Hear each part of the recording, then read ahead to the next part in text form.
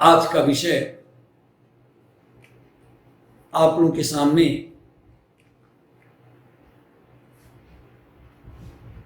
एक बड़ा ही गूढ़ विषय किंतु फिर भी सामयिक विषय है।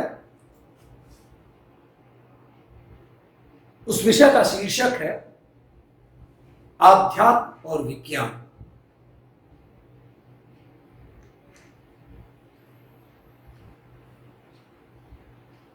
आध्यात्म विज्ञान सम्मत बने और विज्ञान आध्यात्म पर,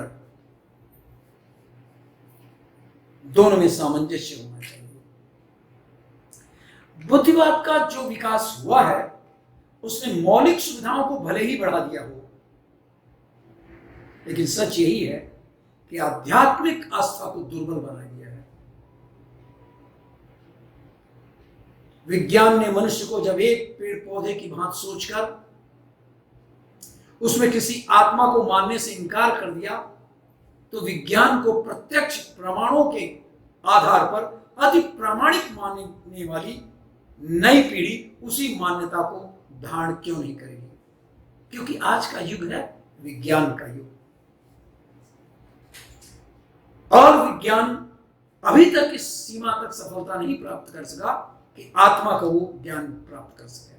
तो जो नई पीढ़ी है जो विज्ञान की ही प्रामाणिकता को मान रही है, वो विज्ञान की मान्यता को क्यों नहीं धारण करेगी? परिणाम क्या हुआ? बुद्धिवादी वर्ग आध्यात्म से दूर होता गया। यह एक भयानक परिस्थिति है, क्योंकि बुद्धिवादी संपन्न लोगों के पीछे ही जनता भागती है।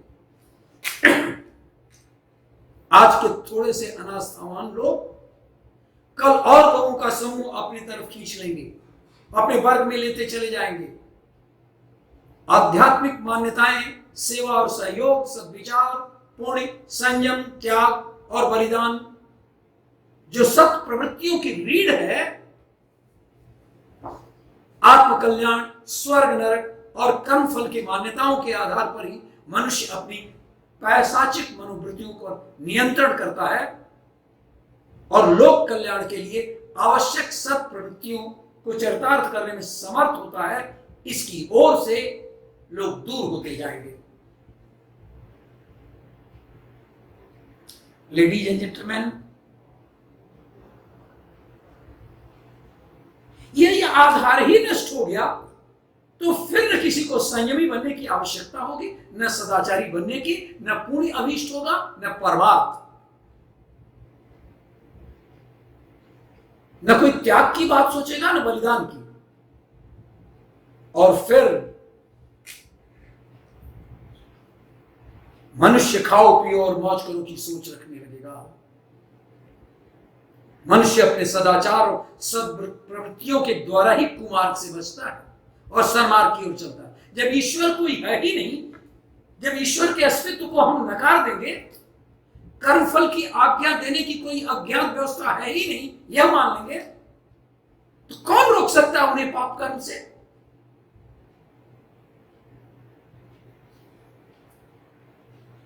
आज यही विचार मनुष्य को दुर्बल बनाता जा रहा है। यह विभीषिका इतनी भयानक है कि भावी संतानों के बारे में सोचकर सिहर उठते हैं विद्वान लोग। एक सिहरन उठती है, सब कुछ अपने आप ठीक हो जाएगा। ऐसी मान्यता वास्तविकता से बहुत दूर है। जहां धर्म और अध्यात्म का प्रकाश नहीं पहुंचा है, ऐसे अफ्रीकी देशों के लोगों को देखिए, उनके बारे में पढ़िए। अफ्रीकी देशों के लोग जंगली आदिवासी नर मांस का भक्षण करते, मनुष्य के मांस को खाते हैं और एक से एक कुकृत्य करते हैं। अपने आप कुछ नहीं होता है, ये जान करके रखिए, सब कुछ करने से होता है। ऋषियों ने लाखों वर्षों तक अध्ययन, चिंतन और मनन करने के बाद करके आध्यात्म और धर्म का अति महत्वपूर्ण कलेवर खड़ा किया। अगणित धर्म ग्रंथ लिखे उन्हें पढ़ने समझने तथा हृदयंगम करने के लिए अगणित रीत रिवाजों और कर्मकांडों का प्रचलन किया।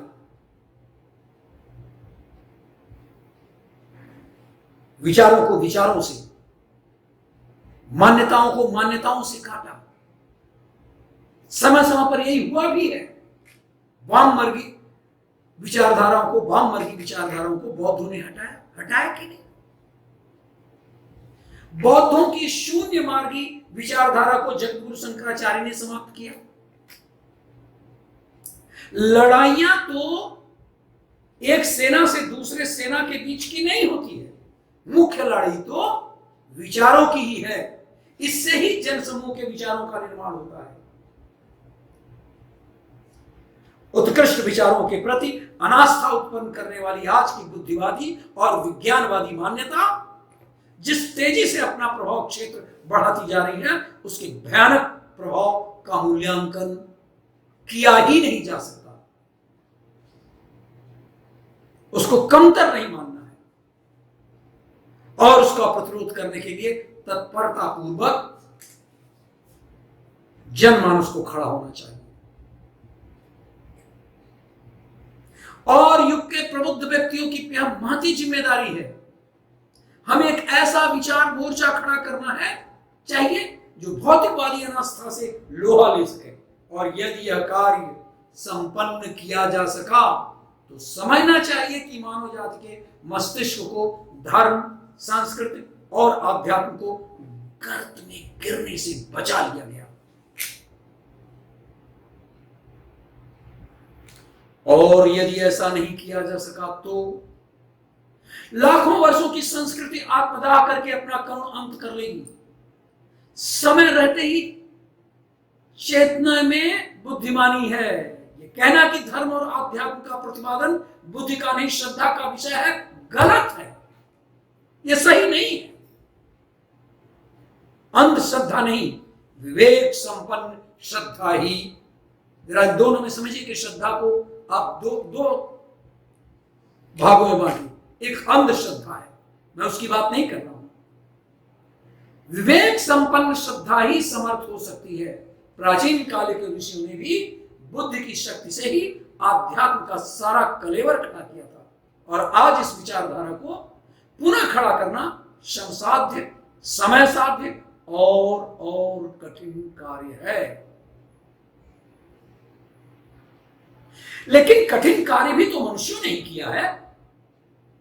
यह काम भी ऐसा नहीं है कि न किया जा सके। यह निश्चित है कि जो बात अंतःकरण की गहराई में स्वीकार कर जा सके तो उसके क्रियान्वयन में बहुत कठिनाई नहीं आती। कथा पुराणों एवं परंपराओं की प्रामाणिकता पर अब लोगों के मन में संदेह उत्पन्न हो गया है। यही कारण है कि धर्मोपदेशकों का विशाल का कलेवर इतने बड़े आडंबर के साथ विद्यमान रहते हुए भी तमाम धर्मोपदेशक, हजारों नहीं लाखों के धर्मोपदेशक हैं, लेकिन उनका जन जीवन पर कोई प्रभाव नहीं पड़ रहा है। क्या कारण है? धर्म के बाह्य आवरणों को एक एक पक्षपात के रूप में अपना लेते हैं, पर आचरणों में वो कहीं भी परिलक्षित नहीं होता। जो धर्म की आत्मा है, आचरण धर्म की आत्मा है। इसका एक ही कारण है कि आध्यात्म को उन आदर्शों पर नहीं समझाया जाता जो आज के जनजीवन को मनोभूमि के अनुरूप हो। आज हर व्यक्ति तर्क, प्रमाण और विज्ञान का आधार मानता है। आज कोई भी मान्यता केवल इन्हीं 3 आधारों पर प्रामाणिक और ग्राह्य बनती है। तो इस युग के मनुष्यों का कर्तव्य है कि वे आज के समय की आवश्यकता को समझें और एक व्यवस्थित विचार पद्धति विनिर्मित करने में संलग्न हो। आज से 50 वर्ष पूर्व यह कहा जाता था कि जहां विज्ञान खत्म होता है वहीं से आध्यात्म शुरू होता है। विज्ञान और आध्यात्म का क्षेत्र सर्वथा पृथक और एक दूसरे से अलग हैं, ऐसी बात नहीं है। विज्ञान और आध्यात्म का क्षेत्र पूर्णतः एक दूसरे से जुड़े हुए हैं। और यह स्थिति अब नहीं रही है कि अलग अलग है। पिछले 50 वर्षों में विज्ञान ने जो तीव्र गति से प्रगति की है, 50 क्यों, आप मान लीजिए करीब उससे भी ज्यादा दिनों में विज्ञान ने जिस तीव्र गति से प्रगति की है और उसका हर कदम आध्यात्म के समर्थन की ओर बढ़ा है, लगता है कि यदि यही प्रगति क्रम जारी रहा तो अगले 25-30 वर्षों में आध्यात्म और विज्ञान एक दूसरे के इतना निकट आ जाएंगे कि उनका समन्वय, उनका एकीकरण, उनका एक साथ होना सरल हो जाएगा।